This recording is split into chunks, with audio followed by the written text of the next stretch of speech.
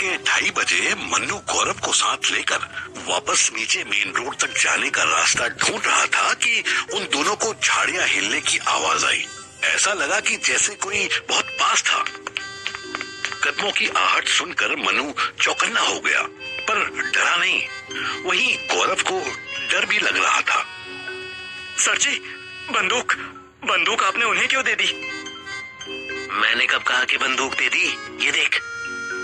मन्नू ने जेब से अपनी गन निकाल ली। जो झाड़ियों में से टॉर्च लेकर आ रहा था वो भी सामने आ गया। उसके हाथ में एक लंबी सी बंदूक थी। मन्नू को ऑलरेडी पता था कि वो कौन है, पर गौरव की पहचान के लिए उसने राहुल के चेहरे पर लाइट मारी। लाइट बंद करो, अंधा करोगे क्या? सर जी, मार दो इसको। ये आपके साले के साथी तो था ना? गोली मारो साले को। ओए, आवाज नीचे रख। अभी सारे जग गए तो तेरे साथ साथ मुझे भी मार डालेंगे। मतलब ये कि राहुल ने ही अभी भागने में मेरी हेल्प की थी। ये अपनी तरफ है। ओ बहनचोद, विभीषण आदमी है ये तो। जिस घर का खाता है उन्हीं से गद्दारी। चुप कर। मैं जानता हूँ कि ताया जी मन्नू के साथ गलत कर रहे हैं। इसकी बातों पर ध्यान मत दो राहुल। इसने औकात से बाहर माल फूंक लिया था। गौरव हैरानी से मन्नू की तरफ देखने लगा। देख मत मेरे भाई, वो अपनी मदद कर रहा है ताकि हम यहाँ से निकल सके। तेरी मम्मी वेट कर रही है घर पर, भूल गया? अरे हाँ, थैंक यू भाई, थैंक यू सो मच। अब चले? राहुल उस एरिया का एक्सपर्ट था। वो मन्नू और गौरव को उस रास्ते से नीचे ले आया जो शॉर्टकट हुआ करता था। 4 बजे से पहले ही दोनों अपनी कार के पास थे, लेकिन कार एक तरफ से पिचकी हुई थी। अबे यार गौरव, क्या कर दिया ये? मैंने क्या किया? गाड़ी एक तरफ से पिचकी नहीं दिख रही तुझे? अरे सर जी, मैंने थोड़ी पिचकाई है। जब मैंने यहाँ खड़ी की थी तब ऐसी नहीं थी। कोई बाहर से आके ठोक गया आपकी लाडली को। राहुल हंस दिया। मन्नू और भड़क गया। मन्नू, इतनी टेंशन मत लो। स्टार्ट करके देखो। अगर गाड़ी चल रही है तो अभी यहाँ से निकल जाओ। फिर जहाँ भी गैरेज देखे वहाँ से गाड़ी बनवा लेना। मन्नू ने गाड़ी खोली और स्टार्ट करने की कोशिश करने लगा। गाड़ी स्टार्ट नहीं हुई। गौरव पीछे की तरफ गया तो जोर से चिल्लाया, मनु सर, जल्दी धराओ। मन्नू जल्दी से कार के पीछे आया तो देखा लेफ्ट वाला पिछला टायर बैठ गया था। ओह फक, इसे भी अभी बैठना था। लगता है कोई तेज गाड़ी ठोक के भाग गई। हद है यार। मैंने तो सुना था कि पहाड़ों में सब एक दूसरे का ख्याल रखते हैं, लेकिन जब से हम यहाँ पे आए हैं तब से ठुकते ही जा रहे हैं। ओ भाई, ये ठोकने पीटने का काम तुम्हारे दिल्ली के लोग ही आके करते हैं। हम लोग गाड़ियां नहीं ठोकते। दामाद ठोकते हैं ये लोग। तू टेंशन मत ले गौरव, कुछ करते हैं अपन, बनाते हैं जुगाड़। अरे सर जी, मैं उस दुकान वाले को स्पेशली पैसे देकर आया था कि गाड़ी का ध्यान रखना। अबे तो वो पूरी रात थोड़ी ध्यान रखता। तुम लोग अपनी बातें आराम से रात भर करते रहना। अभी मुझे फ्री करो, मुझे सुबह होने से पहले वापस पहुंचना है। बहुत बहुत थैंक यू मेरे भाई। और तुम फ्री हो, जहां मर्जी वहां जाओ। Thank you so much. और हाँ, एक बात और, अपने हरामी भाई को मेरी तरफ से भोसड़ी वाले जरूर कहना, ठीक है? मन्नू और राहुल की नजरें मिली। मन्नू ने फोन निकाला जो कि डेड हो चुका था। मन्नू ने गाड़ी ऑन करके लाइट्स जला ली, फिर अपने मोबाइल को चार्जिंग पर लगा दिया। 10 मिनट रुक राहुल, अभी चार्ज हो जाएगा। लेकिन मोबाइल चार्ज करने से और इसके जाने से क्या लेना देना? मनु सर, आप अपना फोन बेच रहे हो क्या? कहाँ मिला तुमको ये नमूना? अबे ओ पहाड़ी नूडल, नमूना मत बोलियो, बता रहा हूँ मैं। पहले ही टूटा फूटा हुआ है, एक झापड़ मारा ना तो बिखर जाएगा। रुक जाओ दोनों, यहीं बस चुप हो जाओ। गौरव, इधर देख मेरी तरफ, शांत हो जा। गौरव की सांसें तेज हो गई थी। राहुल ने हमें यहाँ तक छोड़ने के लिए 50,000 मांगे थे। मैंने नहीं मांगे थे, तुमने ऑफर किए थे। हाँ मेरे भाई, मैंने अपनी जान की कीमत 50,000 लगाई थी। अब ठीक? राहुल ने कोई जवाब न दिया। गौरव भी बीच में ना बोला। वो गाड़ी का पिछला डोर खोलकर अंदर लेट गया। 10 मिनट बाद जब फोन इतना चार्ज हो गया कि नेटवर्क आ जाए, मनु ने राहुल के नंबर पर यूपीआई से 49,000 भेज दिए। 50,000 के लिए पैन कार्ड मांगेगा। कोई बात नहीं, मैं चलता हूँ। अपना और इस नमूने का ध्यान रखना। मन्नू को लगा गौरव बाहर निकल के उसको मारेगा, पर गौरव शायद सो चुका था। मन्नू भी गाड़ी के अंदर घुसकर थोड़ी देर बैठ गया। पिछले 2 दिनों में उन दोनों की हालत बहुत खराब हो गई थी, लेकिन अभी तो असली सफर बाकी था। सर जी, अगर हम यहाँ पड़े रहे तो कहीं ऐसा ना हो कि वो लोग ऊपर से आ जाएं, क्योंकि उस चुड़ैल के गांव का रास्ता बिल्कुल यहीं से शुरू होता है। मैं तुझसे यही कहने अंदर आया था, पर तू सो रहा था। चल, ये जानकर खुशी हुई कि तू सेंसिबल बातें करने लगा है। हाँ सर जी, ये सब आपकी संगत का असर है। मन्नू खुश हुआ ही था कि गौरव ने आगे जोड़ दिया। वैसे सर जी, आपकी संगत में आने के बाद मैं सेंसिबल बातों के साथ साथ यूनिक चूतियापे भी करने लगा हूँ। अब क्या बताऊं, मेरी तो लाइफ ही खराब हो रही है। साले हरामी, तू टेंशन मत ले छोटे। थोड़ा सा टफ टाइम है, पर आई इंश्योर यू, तूने इस सिचुएशन में मेरा साथ नहीं छोड़ा, तू आने वाले गुड टाइम्स में भी मेरे साथ ही रहेगा और इतने मजे करेगा जितने तेरे पिताश्री ने भी नहीं किए होंगे। इसमें तो कोई डाउट नहीं है सर जी कि आपने मुंबई बुलाकर मेरी ऐसी वाट लगाई कि पूछो मत। लेकिन फिर भी मेरी वर्जिनिटी वहीं जाकर टूटी। हाँ बे, ये तो मैं भूल ही गया था। कंग्रेचुलेशंस, लड़कों से निकलकर मर्द बिरादरी में आ गया है तू।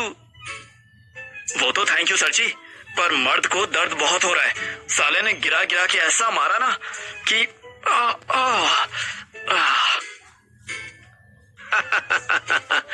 जैसे जैसे नशा उतरेगा वैसे वैसे और दर्द होगा। ओह, ऐसा क्या?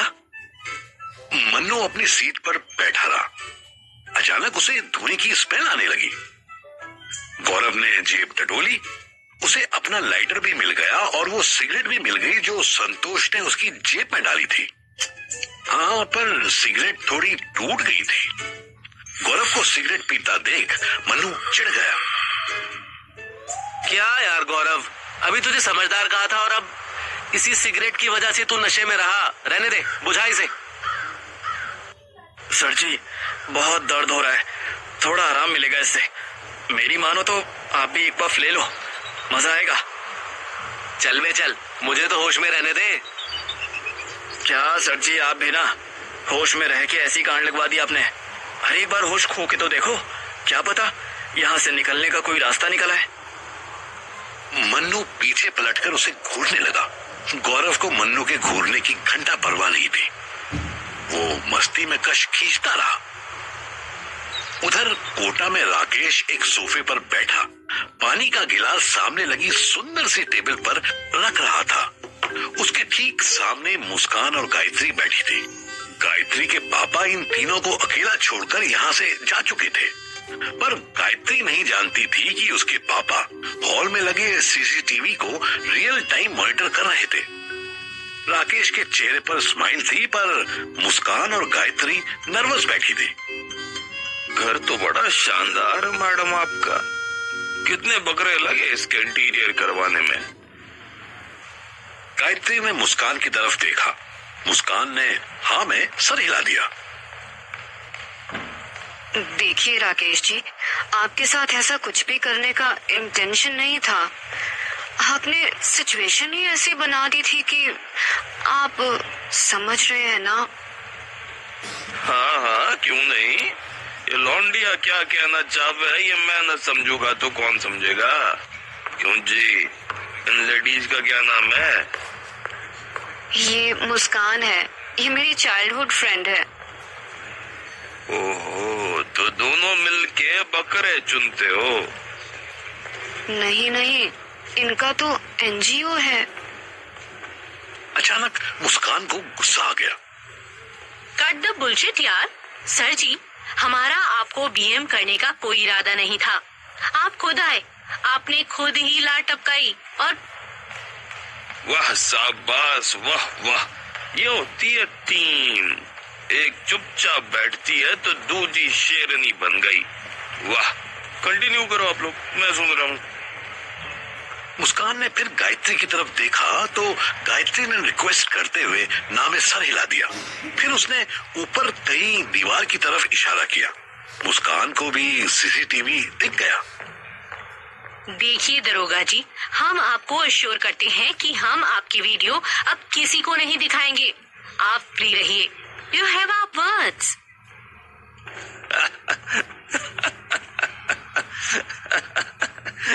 ना दिखाओ ना वीडियो। मैं तो कहता हूँ सबको दिखाओ। रुको, मैं अभी ना आपके पिताजी को दिखाता। प्लीज यहाँ कोई तमाशा मत कीजिए, मैं हाथ छोड़ती हूँ आपके आगे। गायत्री ने सिर्फ कहने के लिए हाथ जोड़ने की बात कही थी। उसकी बॉडी लैंग्वेज में कोई फर्क नहीं आया, क्योंकि वो जानती थी कि उसके पापा को सीसीटीवी से दिखाई सब दे रहा होगा, पर वो कुछ भी सुन नहीं सकते। अच्छा, मैं कोई तमाशा ना करूं? तेरे रंडी पने में जो तमाशा हुआ है उसका अंदाजा भी है तेरे को? ऐसा क्या हो गया दरोगा जी? क्या हो गया? पूछती है क्या हो गया? अरे मन्नू बेचारे का एक्सीडेंट हो गया। उसके संग संग गौरव मथुरा में किडनैप हो गया। और जब तूने मेरे घर की तस्वीर भेजी तब तो मेरा हार्ट अटैक ही हो गया। देखिए, चिल्लाइए मत। अब आप सीधे सीधे बताइए कि आप यहाँ क्यों आए हैं और क्या चाहते हैं। राकेश मुस्कुराया। फिर उसने बैठे बैठे ही पोजीशन बदली और बड़े स्टाइल से बोला, आपकी शादी की बात चल रही है ना, तो बस वही अटेंड करना चाहता हूँ। इनफ सर, क्यों आप ऐसी बहस को आगे बढ़ा रहे हैं जो आपके लिए भी उतनी ही प्रॉब्लमेटिक है जितनी अभी इसके लिए? सीधे सीधे बताइए, आपको क्या चाहिए? तो सीधे सीधे ये चाहिए कि 5 लाख रुपए के साथ वो मोबाइल मुझे दे दे। इसमें वीडियो सेव कर रखा है। What? 5 लाख? कुछ भी? कुछ भी कैसे? जब हमसे 5-5 लाख मांगे थे तब ना सोची थी कि कहाँ से लाएगा। सॉरी ऑफिसर, आप लोग कमिटेड होकर भी इधर उधर मुंह मार रहे हो। आपकी गलती है, मेरी कोई गलती नहीं। मैं अनमैरिड हूँ, जिसके साथ जो चाहूँ वो कॉन्सेंट लेकर कर सकती हूँ। अच्छा जी, तो क्यों ना यही बात आपके होने वाले NRI हस्बैंड से भी पूछी जाए। आपके बापू ने बताया कि आपका दूल्हा तो बड़ा सुंदर है, बड़ा अमीर है, तो अब उसी से 5 लाख ले लूं। मुस्कान और गायत्री ने फिर एक दूसरे की तरफ देखा। इस बार दोनों ने हाँ में सर हिला दिया। जा, दिखा दे जा। सेम टाइम पे मैं भी तेरी बीवी को तेरा मिशनरी पोस्ट व्हाट्सएप करती हूँ। राकेश के चेहरे से स्माइल गायब हो गई।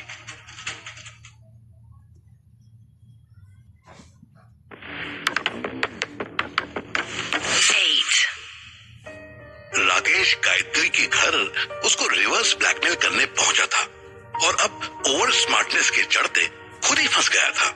राकेश के चेहरे से स्माइल गायब हो गई। गायत्री और मुस्कान बिना कोई वर्ड बोले एक दूसरे से इशारों में बातें कर रहे थे। ये जेस्चर्स राकेश को और ज्यादा नर्वस कर रहे थे। गायत्री पलट के चैलेंज करने लगी।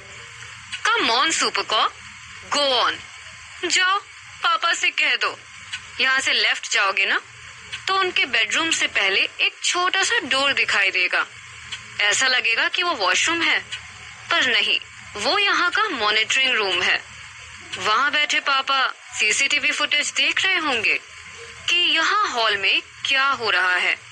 जाओ और उन्हें वीडियो दिखा दो। जाओ। देख रहे होंगे तो क्या सुन नहीं रहे होंगे? नॉब, मैंने स्पेशली यहाँ के माइक्स हटवा दिए थे। ऐसे जेस्चर से गैस करने का मजा अलग है। राकेश के मुंह से बोल नहीं फूट रहा था। जब वो यहाँ घुसा तब वो पूरे कंट्रोल में था और अब इन दोनों लड़कियों ने ऐसी बाजी घुमाई थी कि राकेश को बिना मनु से कंसल्ट किए आने का अफसोस हो रहा था। हेलो दरोगा जी, क्या हुआ? जाने का मन नहीं है?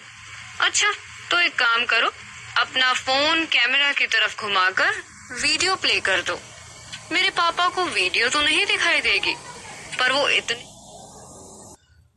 वीडियो तो नहीं दिखाई देगी, पर वो इतने क्यूरियस हो जाएंगे कि वो आपको खुद बुलाकर कहेंगे कि वीडियो दिखाओ। और मुस्कान डार्लिंग, तो तब तक इनकी वाइफ को वीडियो भेज जरा। तुम झूठ बोल रहे हो। मेरी वाइफ का नंबर तुम्हारे पास कैसे हो सकता है? अपना लक ट्राई करना चाहते हो? वीडियो भेज के बताऊं कि नंबर सही है या नहीं? मुस्कान ने अपने हाथ में मोबाइल ले लिया और यूं ही उंगलियां चलाने लगी। नहीं, रुको अभी। क्या हुआ बाबू, डर क्यों गए? हम तो ब्लफ खेल रहे हैं ना। राकेश ने मुंह से आवाज ही ना निकाली। दरोगा जी, इस लड़की ने अपने मोबाइल से आपकी वाइफ का नंबर निकाल लिया था। आप तो पैल पाल नेपाल करके सो गए थे, पर ये कमीनी उस रात आपके फोन में गेम खेल रही थी। राकेश की हवा निकल गई। अब तुम दोनों क्या चाहती हो ये बताओ। ब्लैकमेलिंग का ड्रामा तो खत्म हो गया समझो। यस, ये अच्छा क्वेश्चन पूछा आपने। डियर मुस्की, बता दे जाट जी को कि हम क्या चाहते हैं। ओके, सबसे पहले तो हम ये चाहते हैं कि हम आप एक दूसरे को अब ब्लैकमेल ना करें। मैंने भी तो वही कही, ब्लैकमेल व्हाइट मेल, तो फिनिश समझो। इसके आगे मुझे इजाजत दे दो। ऐसे कैसे डार्लिंग, अभी तो आए हो, हमारी एक हेल्प तो करके जाओ। कैसी हेल्प? गायत्री के इशारे पर मुस्कान ने अपने पर्स से एक न्यूज़पेपर निकाला और राकेश के सामने रख दिया। ये जिस कॉनमैन ने कांड किया है, इसको ढूंढने में हमारी हेल्प करो। अरे ऐसे कैसे ढूंढ लूं? ना कोई पता, ना नाम, कोई पहचान नहीं। ऐसे कैसे जादू से? फोटो तो मिलेगी ना इसकी। नाम तो इसने साजिद बताया था सबको, पर हो सकता है कि नाम अलग हो। फिर भी बड़ा मुश्किल है ऐसे किसी को ढूंढना। आसान काम तो करते ही रहते हो दरोगा जी, कभी मुश्किल काम भी करके देखो।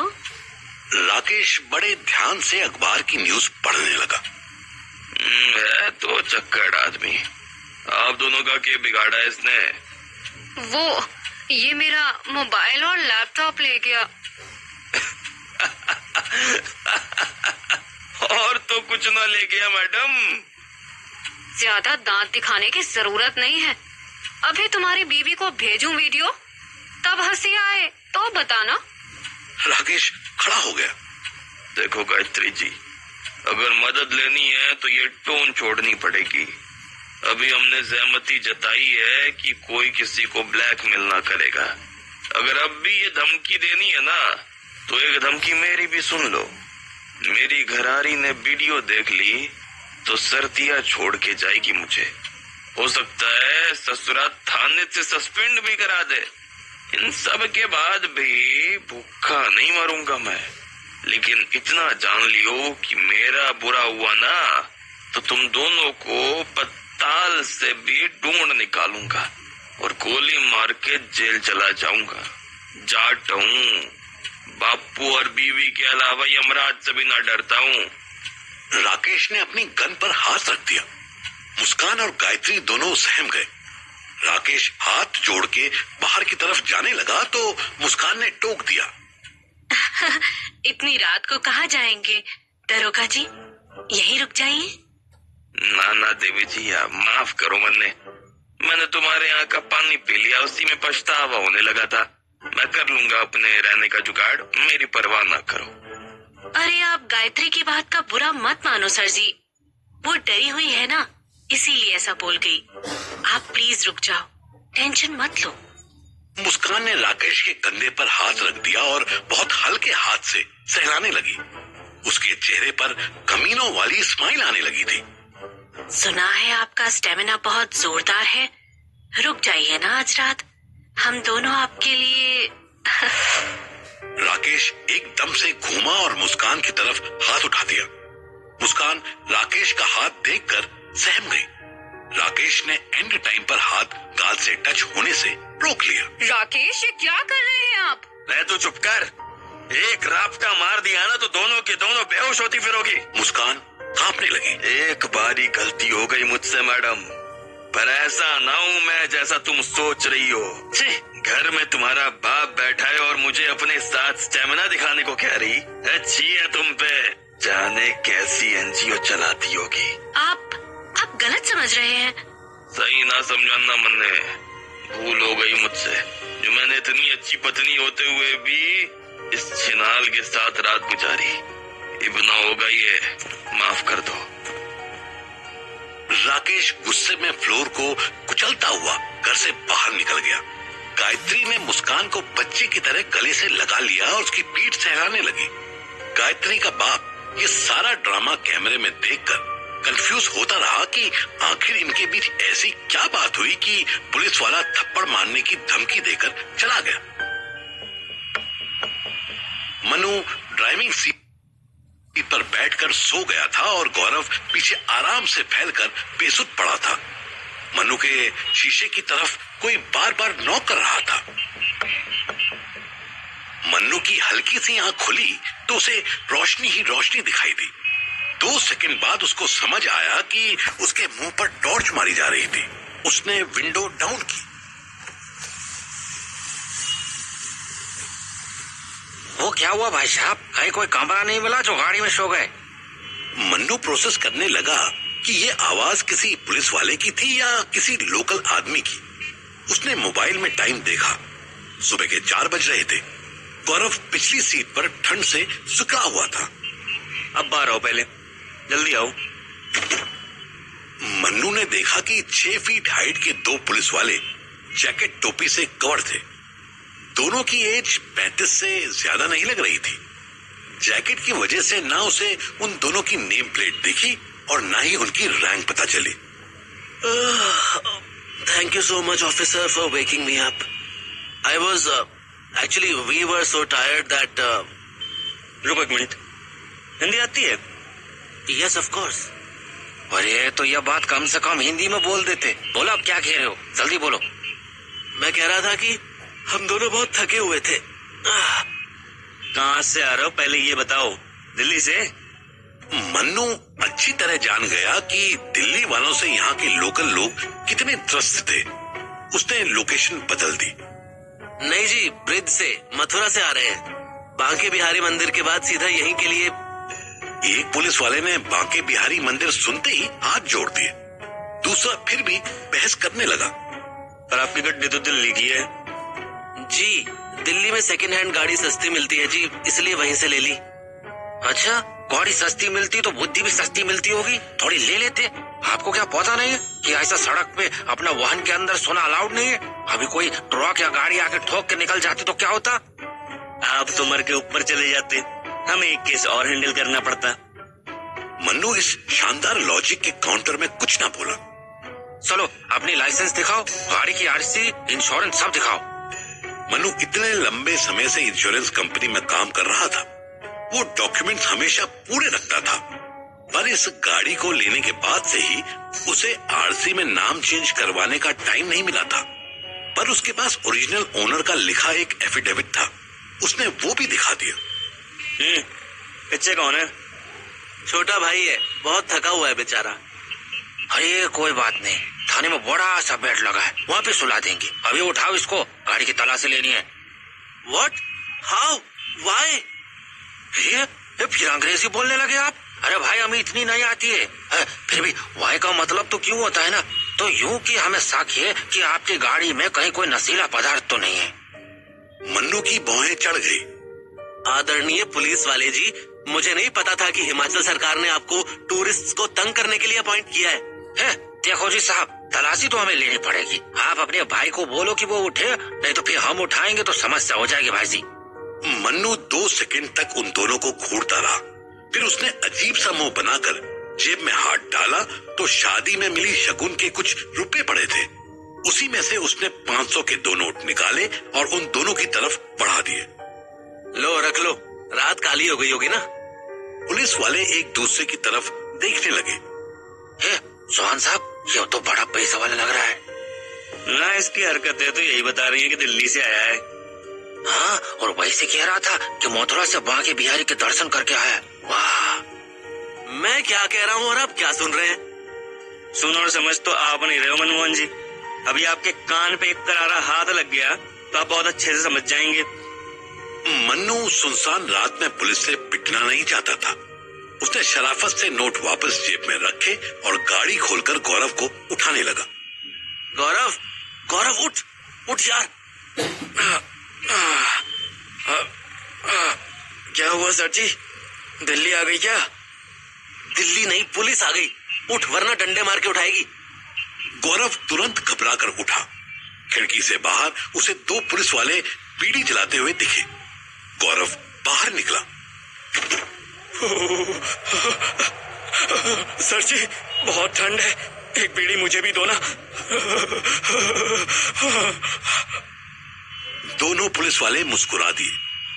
हाँ, क्यों नहीं, पहले तेरी गाड़ी चेक कर ले, अगर उसी में बीड़ी, सिगरेट, चरस, गांजा आदि मिल गया तो वहीं पी लेंगे, नहीं तो हमसे ले लियो, ठीक है? दूसरे पुलिस वाले ने जैसे ही गाड़ी खोली उसे चरस भरी सिगरेट का एक टूटा हुआ टुकड़ा दिख गया। मन्नू ने तुरंत कुछ सोचने के लिए आंखें बंद कर ली।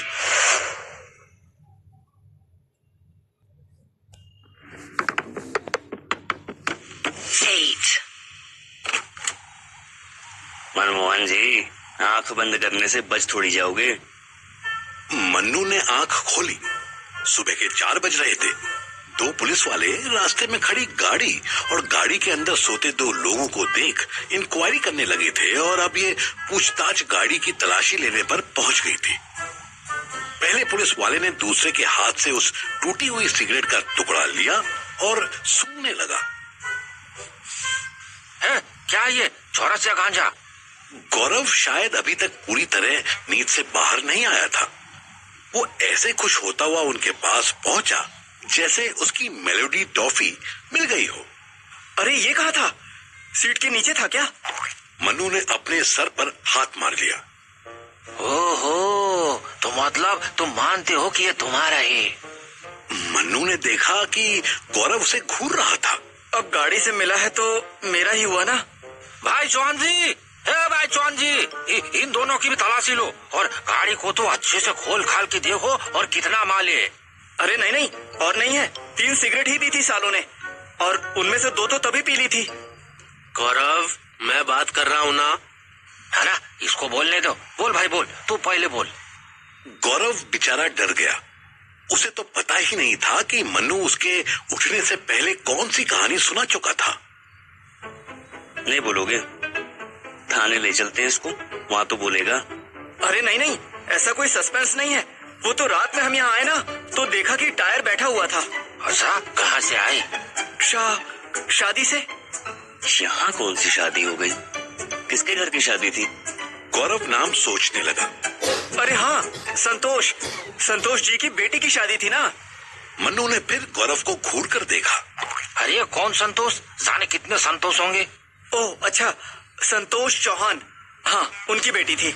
वैसे तो उसका नाम मीरा है, पर वो श्रुति, स्वाति, नहीं श्रुति, हाँ श्रुति की शादी थी। मन्नू ने देखा कि अचानक से दोनों पुलिस वालों के चेहरे का रंग बदल गया। मन्नू समझ गया कि ये दोनों संतोष की फैमिली को जानते थे। वो श्रुति जो तभी पहले ने दूसरी के कोहनी मारी। अच्छा, जिन श्रुति की शादी की आप बात कर रहे हो वो कहती क्या है? अरे गाना गाती है जी, वो भजन वगैरह होता है ना, हाँ वो सब। बहुत सुंदर सी है, लेकिन मुझे भाई कहती है। दूसरा पुलिस वाला मन्नू से मुस्कुराकर पूछने लगा। आप संतोष चौहान के मेहमान हो, बताओ आपने पहले क्यों नहीं बताया?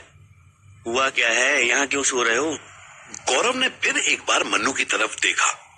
मन्नू ने उसको इशारे से और बोलने के लिए कहा।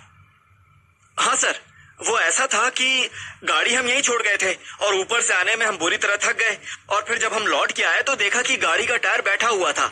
तो हमने सोचा कि जब तक सुबह कोई मैकेनिक नहीं मिलता तो तब तक हम यहाँ पे आराम कर लेते हैं। वैसे आपको जाना कहाँ है यहाँ से? दिल्ली? नहीं, हमें बिहार जाना है, पटना बिहार।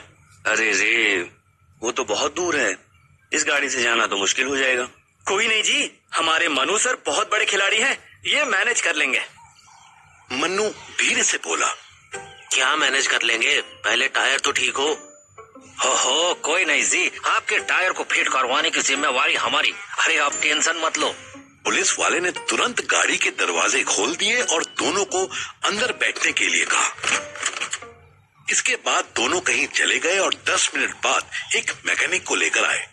उसको देखकर लगता था कि बेचारे को सोते से जगा दिया होगा। मन्नू के पास जैक तो था पर स्टेपनी नहीं थी। मैकेनिक एक्स्ट्रा टायर ले आया और पिछला टायर खुद ले गया। आधे घंटे बाद 4:30 बजे गाड़ी इतनी ठीक हो गई थी कि चलाई जा सके। मन्नू मैकेनिक को देने के लिए पैसे निकालने वाला था तो पुलिस वाले ने टोक दिया। अरे नाज़ीन, अरे आप रहने दो, आप पैसे क्यों देंगे? आप तो जी हमारे मेहमान हो। सोहान जी, दो इसको पैसे। मन्नू ने उसको रोक दिया। नहीं नहीं नहीं, बेचारा आधी नींद से उठकर आया है, ले बेटा रख ले। अपनी एज से 10 साल बड़े मैकेनिक को मन्नू ने ऐसे बेटा कहा जैसे वो बेचारा अभी कल ही पैदा हुआ हो। पर टायर चेंज करने के लिए 500 का नोट देखकर उसको बेटा क्या पोता बनना भी मंजूर था। अब एक मुसीबत दूर हुई कि दूसरी प्रॉब्लम हो गई। ठंड की वजह से कार स्टार्ट नहीं हो रही थी। मनमोहन जी, एक काम करो, हम कार को घुमा देते हैं, आप न्यूट्रल करके ढलान पे उतार दो और फिर चाबी दो, स्टार्ट हो जाए तो घुमा लेना। गौरव और दोनों पुलिस वालों ने मिलकर कार घुमा दी।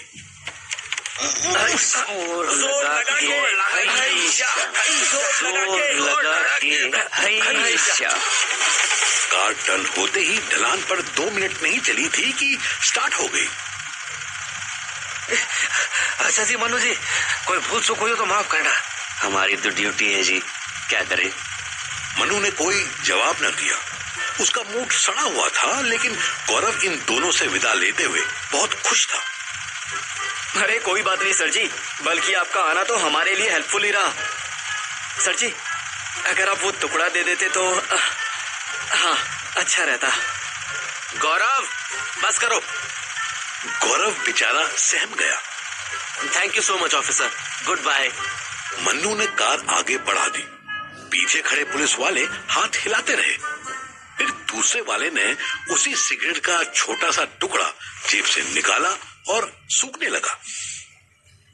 मैंने तो सूंघ के ही पहचान लिया था कि संतोष चौहान साहब क्या कमाल है।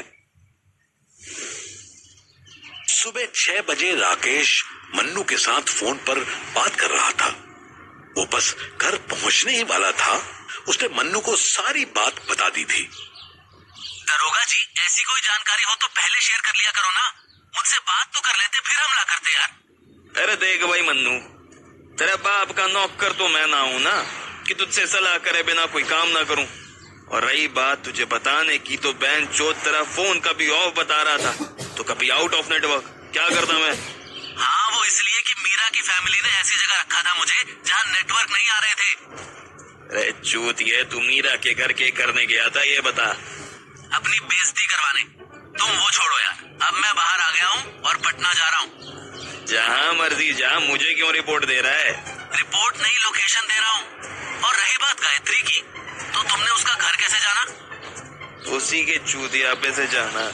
जिस होटल में वो तेरे साथ गई थी ना, उसमें उसने अपना आधार कार्ड दिया था। आधार कार्ड का एड्रेस तो फर्जी था, लेकिन चूतिया औरत ने आधार कार्ड नंबर सही लिखा हुआ था। मन ने ओरिजिनल आधार कार्ड निकलवा लिया और कोटा से उसके पते पर पहुंच गया। वहाँ बताया गया कि इनके बाप ने तो प्रेम नगर में नया घर बनवा लिया है, तो उधर पहुंच गया। वाह, तुम्हारी सूझबूझ की तारीफ करूं या गायत्री की चुतियापे की बुराई? वैसे पता नहीं उसमें इतनी अकल कहाँ से आई। मुझे तो वो पहली मीटिंग से ही ओवर कॉन्फिडेंट प्लस कंफ्यूज्ड औरत लगती थी। सारी अकल तो उसकी सहेली ने पटोर रखी थी भाई। मुस्कान नाम की एक सूखी सी लड़की थी, सारा दिमाग वही लगा रही थी। ये तो बस धमकी देने के लिए बोलने लगी थी।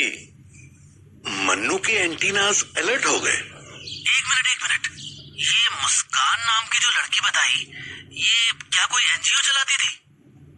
हाँ, यही बोली थी।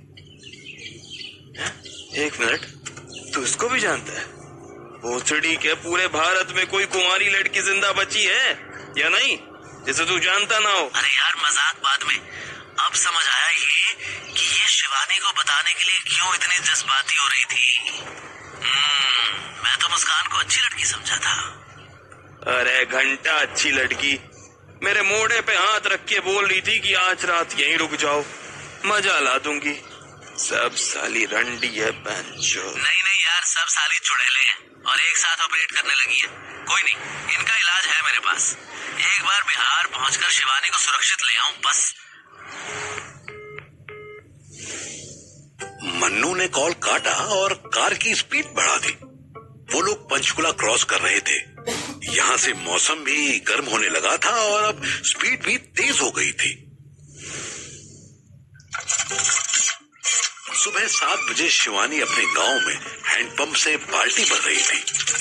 दादाजी की डेथ वाले दिन ही उसके पिताजी ने उसका फोन स्विच ऑफ करके अपने पास रख लिया था और अब चौथे के नेक्स्ट डे ही उसकी शादी की बात होने लगी थी। शिवानी के पापा 2 भाई और 4 बहन थे।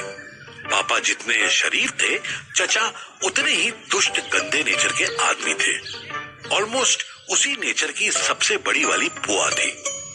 उन्होंने दादाजी के बीमार होते ही मृदुल नाम का एक लड़का शिवानी से शादी के लिए रेडी कर लिया था। ये लड़का बुआ का देवर लगता था। इन शॉर्ट ऑलमोस्ट 12 करोड़ की प्रॉपर्टी बुआ अपने ही घर में रखने वाली थी। शिवानी के पापा भी बुआ की बहुत सुनते थे। दिल्ली वाली बुआ की कोई खास वैल्यू नहीं थी। शिवानी पानी की बाल्टी लेकर बाथरूम जाने लगी।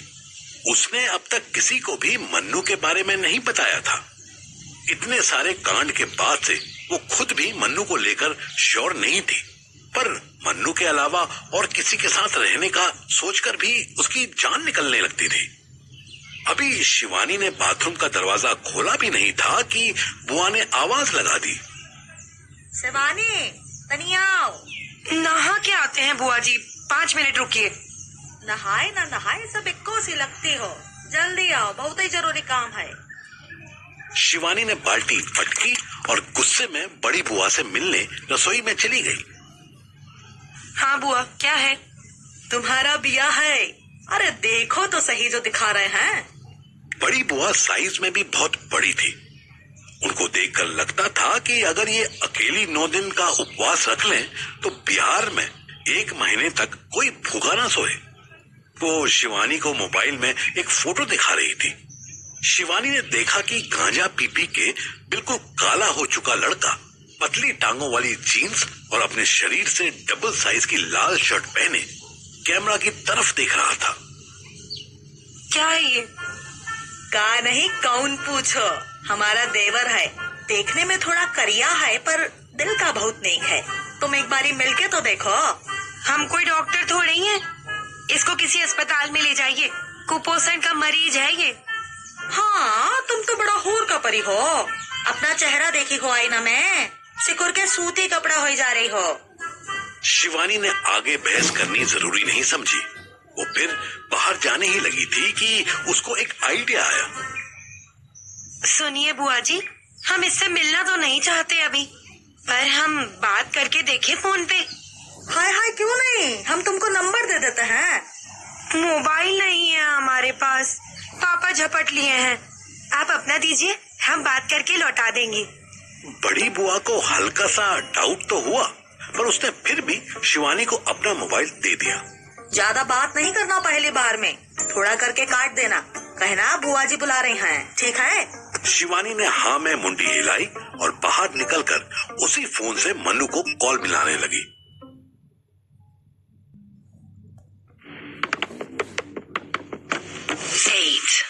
शिवानी ने अपनी लाइफ में 2 ही नंबर याद किए थे।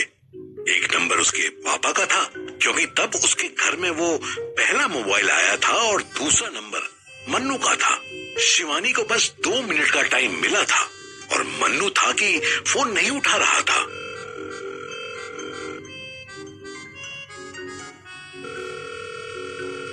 कहीं ऐसा तो नहीं कि अनजान नंबर देखकर इग्नोर कर रहे हो? शिवानी जल्दी से एक मैसेज लिखने लगी कि मन्नू फोन उठाइए, हम हैं शिवानी।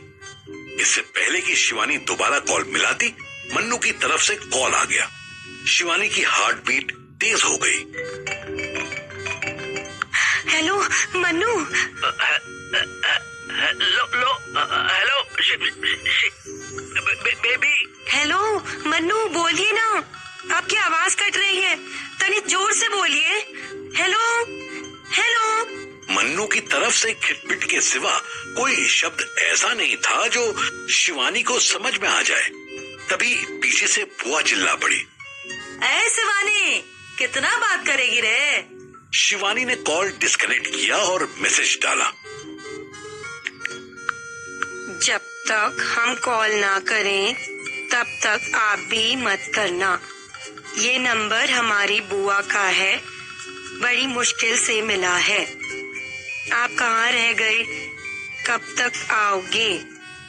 आओगे भी या नहीं? यहाँ चौथा हुआ नहीं कि हमारी शादी को लेकर पंचायत शुरू हो गई है। एक लड़का भी देख लिया है। आप बताओ कब तक आओगे? अगर नहीं आना चाहते हो तो भी कोई बात नहीं, हम सारा जमीन जायदाद पापा के नाम ट्रांसफर करके भाग जाएंगे यहाँ से। शिवानी बेसब्री से मन्नू के रिप्लाई का इंतजार करने लगी, लेकिन सब्र तो उसकी बुआ से भी नहीं हुआ। वो भी किचन से निकलकर बाहर आंगन में आ गई। शिवानी ने जल्दी से मैसेज डिलीट कर दिया। आई कितना बात करेगी, हमारा सारा बैलेंस ही उड़ा देगी का? पहली बात तो ये कि बैलेंस नहीं, लगता मंथली रिचार्ज है आपका। दूसरी बात ये कि आपके जमूरे का फोन ही नहीं लग रहा। ऐसे आदमी से क्या बात करेंगे हम? बड़ी बुआ ने हाथ फैलाकर इशारे से फोन मांगा। शिवानी ने इग्नोर कर दिया। हाँ तो बात करके करना भी का है? हम कह रहे हैं ना, लड़का अच्छा है, सुशील है, समझदार है, तुमको खुश रखेगा। हमें खुश रखने के लिए हम काफी हैं बुआ जी, आप चिंता न कीजिए। आप ये बताइए कि आपका लड़का करता क्या है?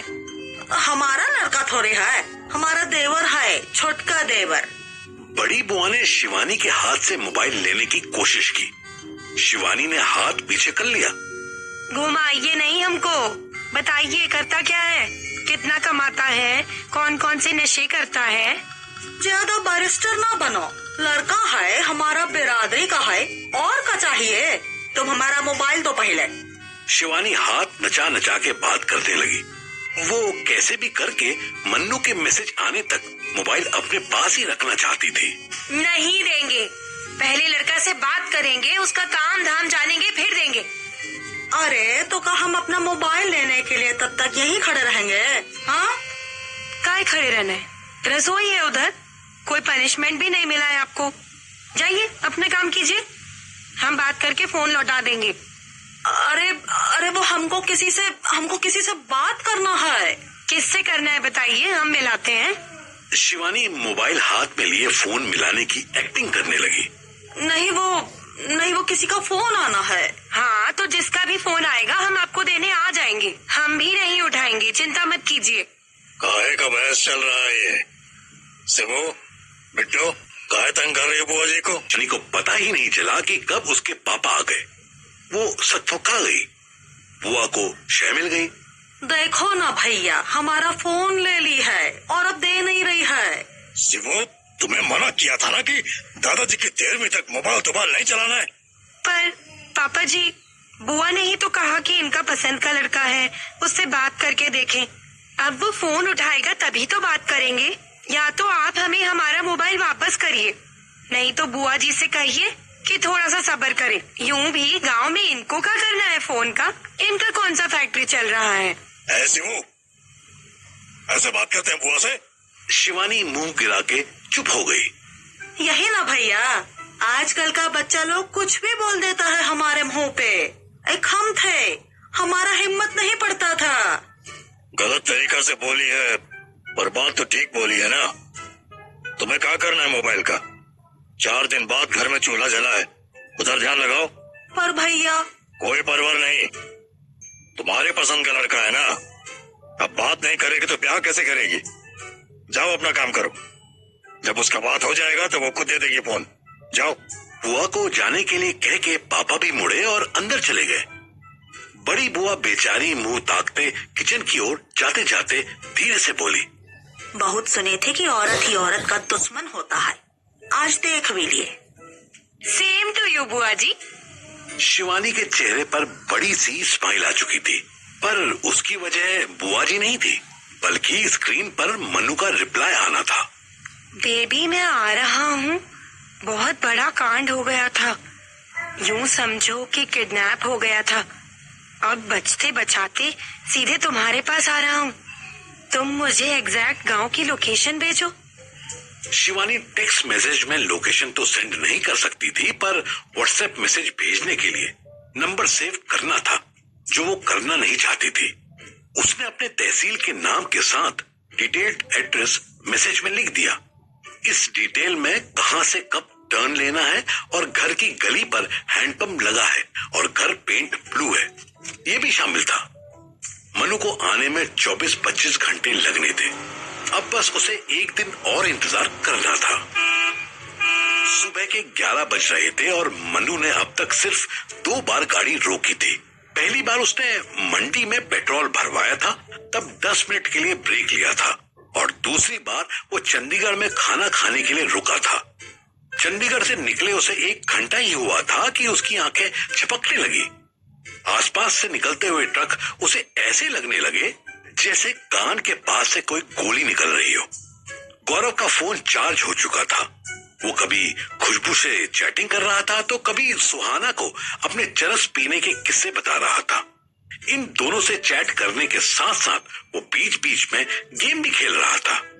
पिछली सीट की विंडो खोलकर उसने अपने पैर वहीं रख लिए थे और आराम से राजा की तरह फैला हुआ था।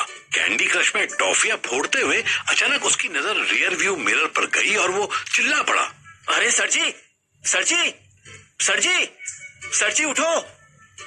उसको मन्नू की बंद आंखें दिखाई दे रही थी। मन्नू हड़बड़ा के उठा। मन्नू गाड़ी से बाहर निकला और फेस पर पानी मारने लगा। हैं? क्या हुआ? आप सो रहे थे, ये हुआ, और हम 70 की स्पीड से नरक में जाने वाले थे। हैं? क्या बक रहा है? अरे सर जी, मैं बक नहीं रहा हूँ, बचा रहा हूँ। मेरी मानो तो दिल्ली चलो और वहां से फ्लाइट ले लो पटना की, या फिर ट्रेन से चलो। कोई ना कोई तो ट्रेन मिल ही जाएगी ना। कार के कंपैरिजन में फिर भी कम टाइम लगेगा। नहीं नहीं, अपनी गाड़ी से ही चलेंगे। सर जी, गाड़ी खराब हो गई तो देखो ना, नन्ही सी तो है। काली जुबान, बकवास ना कर। नहीं होगी खराब, नहीं सोऊंगा मैं। 1 स्पीड मेंटेन कर लेंगे तो। सर जी, अगर नॉन स्टॉप भी चले ना तो 20 घंटे लगेंगे। मैंने भी एप्पल मैप्स पर देख लिया है।